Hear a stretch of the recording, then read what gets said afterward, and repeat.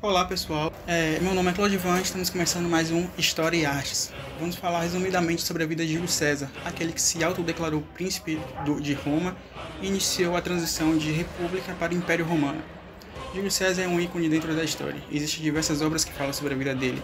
Muitos generais se inspiraram na vida dele e seu nome César foi transformado em um título pelos seus sucessores, um nome que significava amigo do povo. Apesar de toda a sua trajetória, vamos focar mais em seu auge, momento ali onde ele está próximo de conquistar o poder e de fato consegue.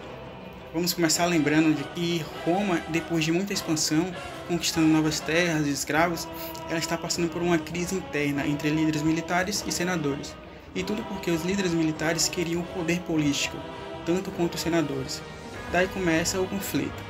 Lembrando, pessoal, que o propósito da expansão de Roma era conseguir novas terras e direcionar essas terras para os plebeus, que eram aqueles que não tinham nada e nem podiam participar da política porque não tinham terras. Para poder participar da política precisava ter terras. E também era para acabar com a escravidão do povo romano, assim só podendo escravizar aqueles que eram conquistados de outras nações através de guerra. Lembrando também que a escravidão nesse período ela era por questão de dívida ou guerra, ou seja, independente da sua cor ou classe social, se você tivesse uma dívida impagável ou se a sua sociedade fosse conquistada por uma guerra, você seria escravo. Diferente da escravidão moderna, né, que tinha foco racial e finalidade mercantilista, ou seja, lucrativa. E também a expansão tinha foco em conquistar novos mercados. E no final das contas, a guerra era de interesse de todos. Patrícios, porque só poderia ter escravos se fossem povos não romanos, e como eles eram a elite daquele momento, eles também eram os políticos, os patrícios, eles precisavam ter escravos, eles necessitavam disso, né? Os plebeus, porque finalmente teria suas terras e assim faria parte da política, também aderiram à decisão de guerra, os plebeus, porque só dessa forma eles conquistariam suas terras. Porque a ideia da expansão, como eu te falei antes, era expandir e as terras conquistadas ser direcionadas aos plebeus. Dessa forma, eles teriam terras, teriam posses e poderiam participar da política. E também os mercadores, eles também tinham interesse porque expandir significava conquistar novos mercados. Então temos aí as três classes sociais, todos interessados em guerra, em expandir. No final das contas, as coisas não foram tão justas assim para os plebeus. Eles não ficaram com as terras, e sim os generais que foram conquistar. Os plebeus acabaram por voltar da guerra mais pobres do que quando foram, e os generais com terras podendo e exigindo poder político, daí começa o conflito entre eles e os senadores. Mas essa questão de conflitos sociais entre plebeus e patrícios, ele se dá ali no início da República Romana, que se dá em 509 a.C. Esse é todo um contexto social, né, do momento. Então, como eu estou focando mais na vida de Júlio César, eu não vou entrar nisso. Mas se vocês quiserem, eu posso fazer um vídeo sobre esse momento da República Romana. Voltando. Por conta desses conflitos, em 59 a.C., é formada uma aliança entre três líderes militares, Júlio César, Crácio e Pompeu. Júlio César ainda estava crescendo na carreira militar, então não possuía muitos aliados. Pompeu, que César não tinha, menos a nobreza. Júlio César ele era nobre e Pompeu não era, mas tinha poder militar, experiência militar, tinha influência entre os senadores, coisas que César não tinha. E Crácio, ele possuía muito dinheiro, porém entre os três ele era o menos relevante. E em certo ponto os três se completavam. E assim eles se juntaram no primeiro triunvirato. Primeiro triunvirato, que no caso é o evento ali que dá poder, né, aos três. Só que antes era dois cônsules. Dois cônsules, sendo que o ideal seria que fosse um plebeu e outro patrício. Ah, mas você não falou que os plebeus eles não podiam participar da política porque eles não possuíam terras? Sim, não podiam, mas bem antes disso, dentro das reformas políticas que Roma teve no período de república, foi instituída a tribuna da plebe. A tribuna da plebe era onde dava o poder aos plebeus participar da política. Só que para eles participarem da tribuna, eles tinham que fazer campanha política para poder, né, entrar. E eles não podiam financiar as campanhas políticas. quem financiava eram os patrícios. E quando eles chegavam ao poder, os plebeus, eles trabalhavam de acordo com o que o patrício que financiou a campanha dele quisesse. Então era algo que não deu muito certo, E também tinha que ter 2 cônsules, porque enquanto um ia conquistar novas terras, o outro ficava dentro de Roma para manter a paz civil, né? Então, enfim, aqui a gente tem um primeiro triunvirato, porque são 3 pessoas, triunvirato, ok. Pompeu, com sua influência, conseguiu, através de senadores, fazer com que a Gália, região conquistada por César, pudesse pertencer ao próprio Júlio César. Dessa forma foi concedido. Crácio, com o apoio de César e de Pompeu, parte para a missão de conquistar a Pérsia. Porém, por falta de uma boa estratégia, Cássio acaba morrendo, né?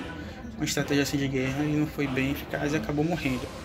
César e Pompeu, que já tinha conquistado o que queria com a aliança entre eles, acabaram por se tornar rivais. E por volta de 50 a.C., Pompeu, com o apoio dos senadores, exige que César, que estava na Gália, ele retorne para Roma, dizendo que o poder de cônsul de Roma de César havia terminado.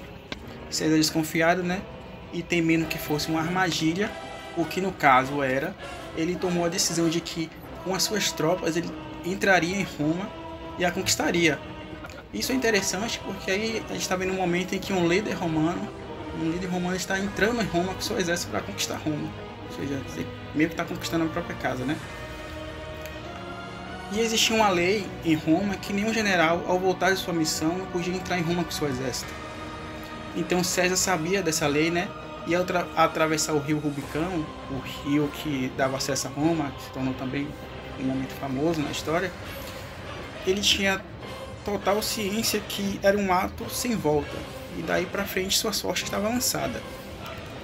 Porém, Pompeu não achou que César teria coragem de fazer tal ato. Ele logo se encontrava despreparado para o conflito.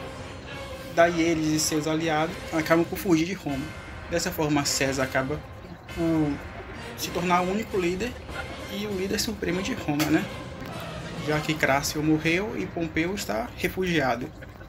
Um ano depois, Júlio César começa a caçar Pompeu, e dessa forma Pompeu começa a se refugiar, sabe para onde? Para o Egito.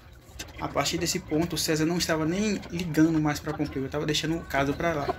Porém, nesse período no Egito, para onde Pompeu se refugiou, o poder estava dividido entre 2 irmãos, que seria Ptolomeu XIII e Cleópatra.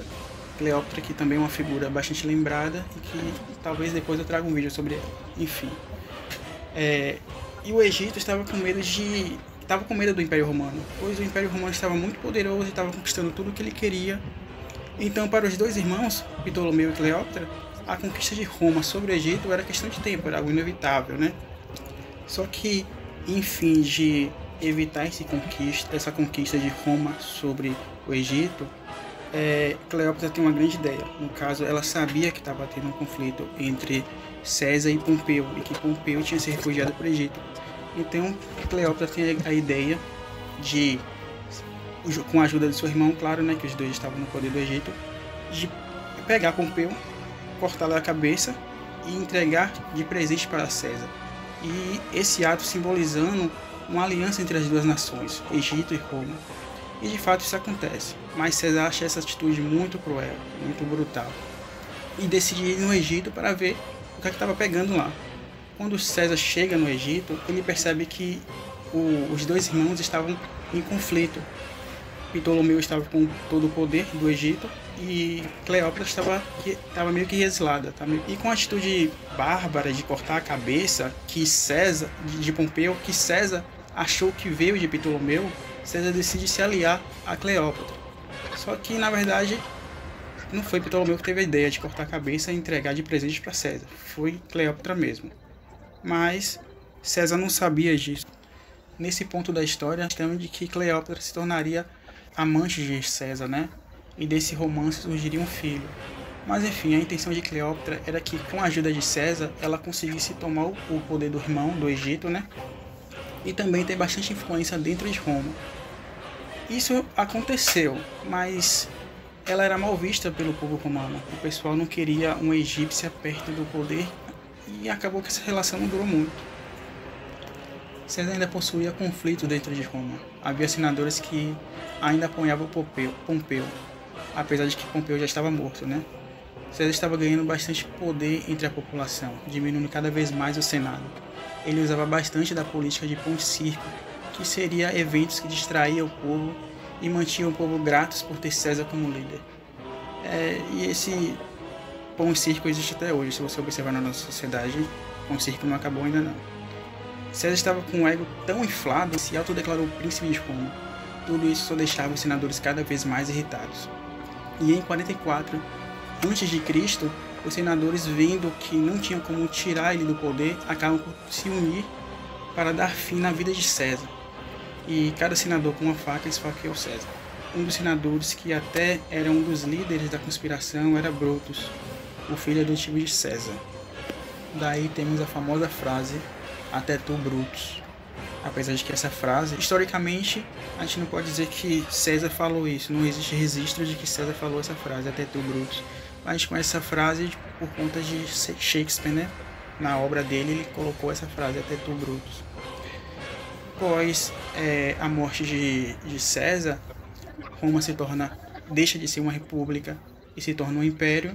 E apesar da forma que César governou, ele não pode ser considerado um imperador, porque o império vem pós a morte dele. Os legados que Júlio César deixou: ele foi um dos principais figuras da história de Roma, conquistou tribos gaulesas antes de se tornar o cônsul, né?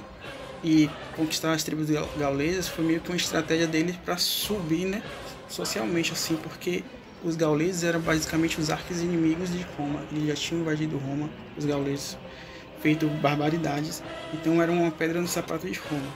E antes dele se tornar cônsul, Júlio César vai lá e conquista a Gália. Então era uma estratégia mais para que ele subisse a moral, né? E sem ele querer, ele criou uma dinastia de Césares. Como eu falei lá no começo, César se tornou um título. Então, gente, fazer arte e criar todo vídeo é algo bem trabalhado. Então, se vocês curtiram, deixa o like, comenta, compartilha, essas coisas todas. E valeu!